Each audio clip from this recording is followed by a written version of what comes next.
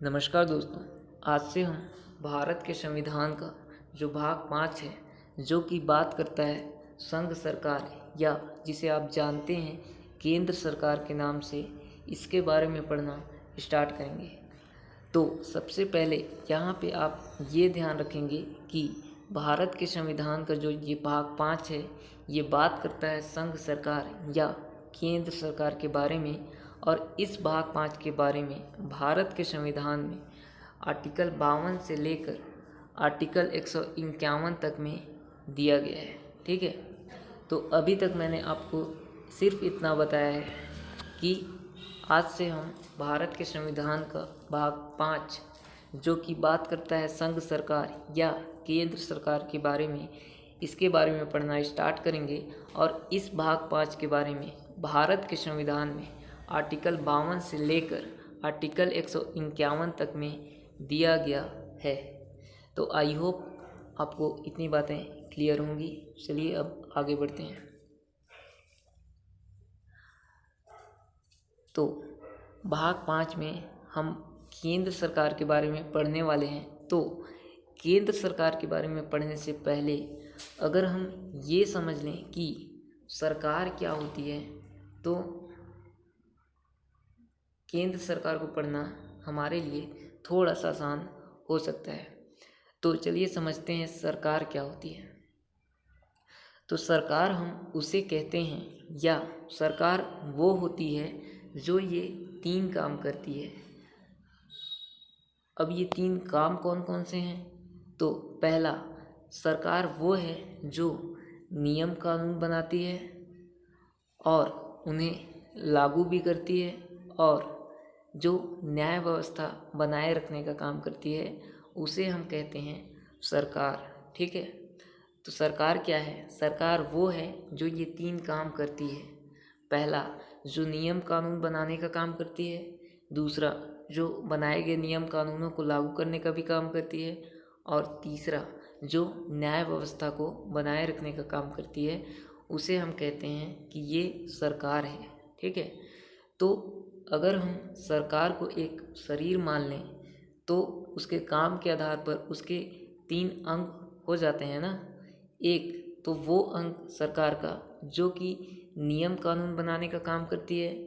दूसरा वो अंग जो कि उन्हें लागू करने का काम करती है। और तीसरा वो अंग जो कि न्याय व्यवस्था बनाए रखने का काम करती है। ठीक है, तो सरकार का वो अंग जो कि नियम कानून बनाने का काम करती है उसे हम कहते हैं विधायिका। और सरकार का वो अंग जो कि विधायिका के द्वारा जो बनाए गए नियम कानून हैं उन्हें लागू करने का काम करती है उसे हम कहते हैं कार्यपालिका।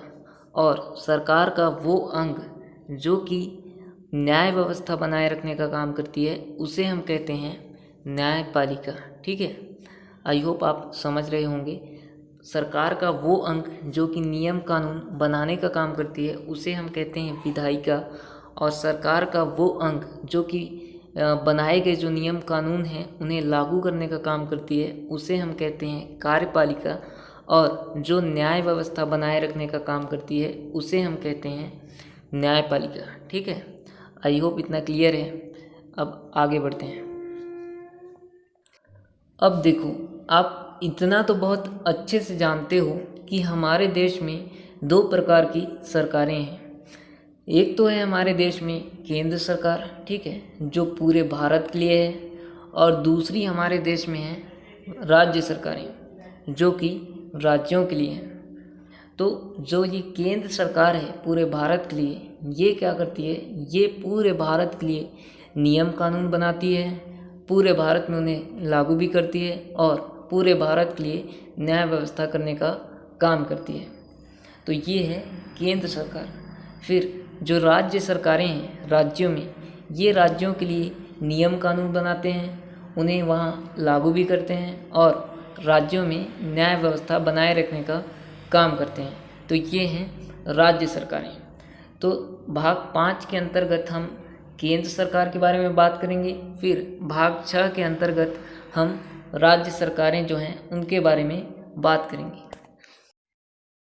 अब देखो, ये जो भारत के संविधान का भाग 5 है, जो कि बात करता है संघ सरकार या केंद्र सरकार के बारे में, जिसके बारे में भारत के संविधान में 52 से लेकर 151 तक के आर्टिकल्स में दिया गया है।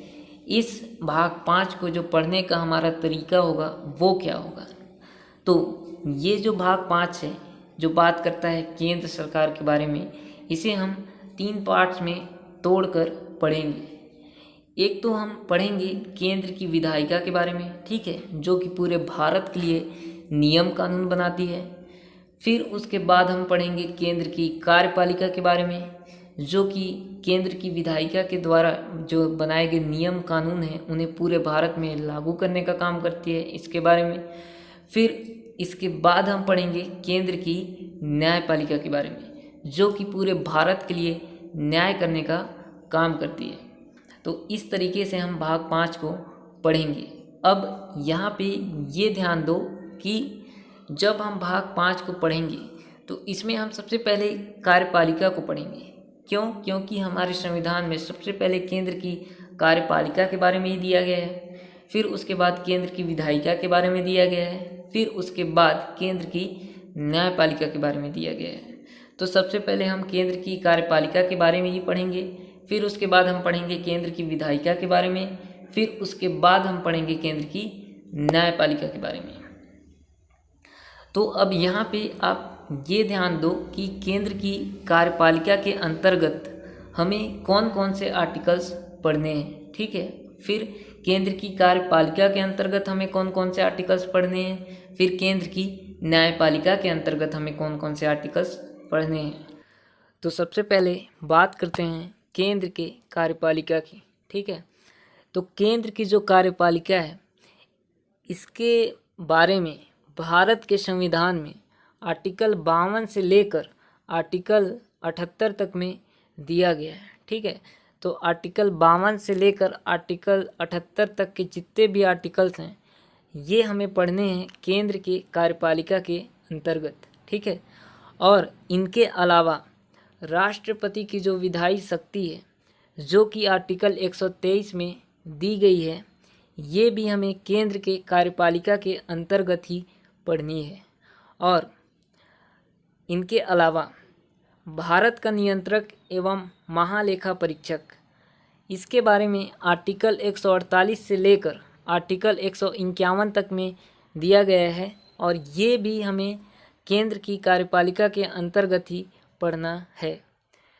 तो अभी आप ये समझ गए कि केंद्र की कार्यपालिका के अंतर्गत हमें कौन कौन से आर्टिकल्स पढ़ने हैं, ठीक है। एक बार फिर से देख लो। केंद्र के कार्यपालिका के अंतर्गत हम पढ़ेंगे आर्टिकल 52 से स्टार्ट करके आर्टिकल 78 तक। फिर उसके बाद राष्ट्रपति की जो विधायी शक्ति आर्टिकल 123 में दी गई है, ये भी हम केंद्र की कार्यपालिका के अंतर्गत ही पढ़ेंगे। फिर इनके बाद भारत का नियंत्रक एवं महालेखा परीक्षक, इसके बारे में आर्टिकल 148 से लेकर आर्टिकल 151 तक में दिया गया है, और इनके बारे में भी हम केंद्र की कार्यपालिका के अंतर्गत ही पढ़ेंगे। फिर अब बात करते हैं केंद्र की विधायिका के अंतर्गत हमें कौन कौन से आर्टिकल्स पढ़ने हैं। तो केंद्र की जो विधायिका है, इसके बारे में भारत के संविधान में आर्टिकल 79 से लेकर आर्टिकल 122 तक में दिया गया है, ठीक है।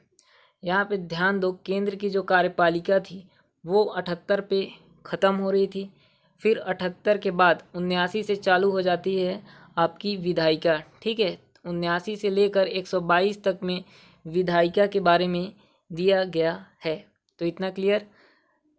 फिर बात करते हैं केंद्र स्तर पे जो न्यायपालिका है, इसके अंतर्गत हमें कौन कौन से आर्टिकल्स पढ़ने हैं। तो केंद्र की जो न्यायपालिका है, इसके बारे में भारत के संविधान में आर्टिकल 124 से लेकर 147 तक में दिया गया है, ठीक है। तो आर्टिकल 124 से लेकर 147 तक के जितने भी आर्टिकल्स हैं उनके बारे में हम पढ़ेंगे केंद्र की न्यायपालिका के अंतर्गत, ठीक है। अब ध्यान दो, यहाँ पे 78 पे आपका केंद्र की जो कार्यपालिका है वो ख़त्म हो रही थी। फिर उसके बाद 79 से केंद्र की विधायिका स्टार्ट हो रही है। और ये ख़त्म होती है 122 पे। 122 के बाद आर्टिकल 123 ये आता है केंद्र की कार्यपालिका के अंतर्गत, ठीक है, ये ध्यान रखें। फिर उसके बाद 124 से स्टार्ट होती है आपकी केंद्र की न्यायपालिका, और 124 से स्टार्ट होकर ये जाती है 147 तक, ठीक है, और 147 तक जाती है। फिर उसके बाद आर्टिकल 148 से लेकर आर्टिकल 151 ये आते हैं केंद्र की कार्यपालिका के अंतर्गत, ठीक है।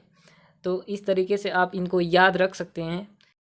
आशा करता हूँ आपको आज की ये क्लास बहुत अच्छे से समझ में आ गई होगी, और अगले क्लास से हम एक एक करके आर्टिकल्स पढ़ना स्टार्ट करेंगे, और एक क्लास में हम एक ही आर्टिकल के बारे में बात करेंगे और बहुत अच्छे से बात करेंगे, ठीक है, ताकि अगर वहाँ से क्वेश्चन पूछे जाएं तो आपके मतलब वो क्वेश्चन छूटे ही ना, ठीक है। और अगर आपको ये क्लास अच्छी लगी तो क्लास को लाइक करें, चैनल को सब्सक्राइब करें, और इस क्लास को अपने दोस्तों के साथ शेयर भी ज़रूर करें। तो मिलते हैं अगले क्लास में एक नए आर्टिकल के साथ, तब तक लिए धन्यवाद।